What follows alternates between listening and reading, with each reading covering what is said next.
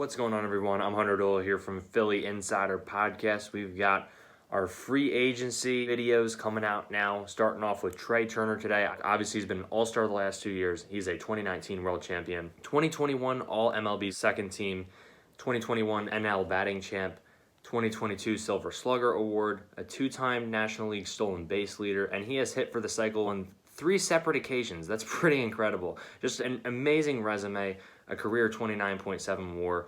But I want to start with the defense. Trea isn't perfect on the defensive side. I believe he made 16 errors this year. He hasn't been quite as good as he was in Washington. He still has that range to get to the baseballs that a lot of shortstops can't, but there were some noticeable mistakes. It seems like he started the year rough in that regard, and then he had a stretch in the middle where he was doing pretty well, and then he kind of struggled again at the end of the season. So I'm hoping he can put that behind him, and his speed will kind of take over. Obviously, reaction time is important too. His arm's not one of the best on the market, and I wouldn't say it's necessarily a weakness either. I mean, it's in the same vicinity as Xander Bogaerts, I would say. Kind of the same deal at the plate in terms of not starting off hot in April. Didn't really finish as strong as he probably would have liked to in September, but he was pretty phenomenal from May to August, and he did have some good playoff performances this year.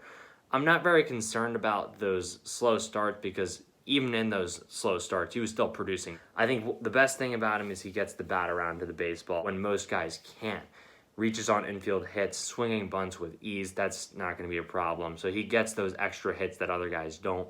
But he also just doesn't strike out a ton. How many times do we see the Astros just put the ball in play in that World Series? And the Phillies could use a guy like that, like Trea Turner, who maybe doesn't have the best discipline, but again, he's going to spoil pitches that are out of the zone that maybe he gets fooled on, but he keeps his hands back and he pokes it into right field. That being said, dude also just has raw power combined with his athleticism. Maybe not on the level of some of the big sluggers in the game, like a Kyle Schwarber, but I mean, Trea Turner can hit that ball gap to gap. He can hit it over the fence when he needs to.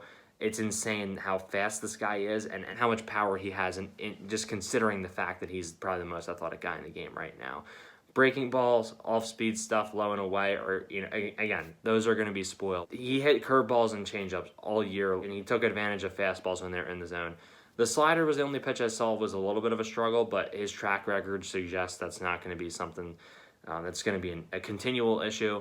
I will say the slider cutter away seemed to be a little bit of an area that needs to be improved upon, but I don't think that's consistently a problem. I think he's still taking those pitches when he needs to for hits. He slots right into the 1 or 2 hole easily. He has the most experience in those 2 spots in the order. He's great versus both righties and lefties. I think that's really important. And he just has experience versus the National League East, obviously, and the National League as a whole. It can be tough going from league to league, having to adjust to new scouting reports, new pitchers and stuff. I think that's something that people underestimate a little bit, and I think it's nice that Trea won't really have too much of an adjustment to make there. He gets the job done with runners in scoring position, and again, like I said, the power paired with athleticism, man, that's a gift. 49 home runs, 59 stolen bases on 67 attempts in the past 2 years. That's absurd. 73 doubles in that span, too. 101 runs scored in 2022 and 107 in 2021. That is insane. I believe he was in the top 5 in that category in both of those years. It's one thing to have speed, guys. It's a whole different story when you get good jumps, you make smart decisions on the fly. This guy does that. 59 stolen bases on 67 attempts in the last 2 years. No, I just said that. I say it again for emphasis. Just to really hammer home all the points about Trea Turner.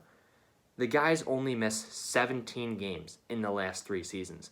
That is 367 games played out of a possible 384 total. That is incredible durability. I mean, you don't see that very often. When you give a guy who's relying on athleticism an 11-year deal? Yeah, there are concerns. Maybe his speed might not be the same at 38, 39 years old as it is now. But you're trying to win now. You're going to have to get that deal done. You don't worry about what he's going to be at that age. You worry about what he's going to be over the next 2, 3, 4 years for you while you're in your championship window. The guys are going to be on the field almost all 162 games. I believe he's on the field for 160 of those games this past year with LA. You're almost guaranteed to have a runner in scoring position once or twice a game. That's rare. I am so glad we got him, y'all. He is a Philadelphia Philly now. We get to see him play with Bryce Harper and Kyle Schwarber again.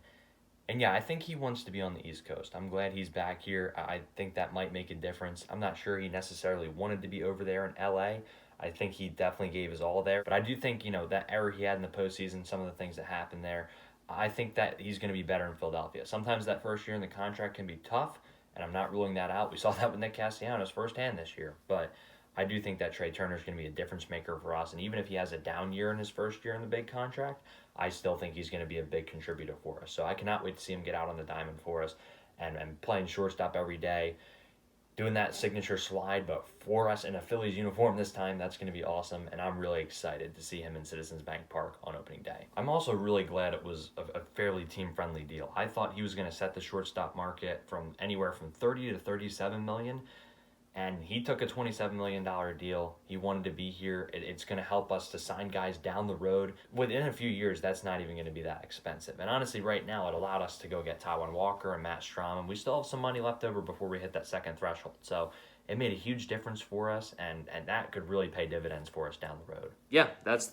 it, guys. That's my thoughts. Hope you all enjoyed. Let me know your guys' thoughts on Trea Turner, and we will see y'all on the next video. Run, baby, run, or ring the bell. God bless y'all. Go Phils. We'll see y'all later. Peace.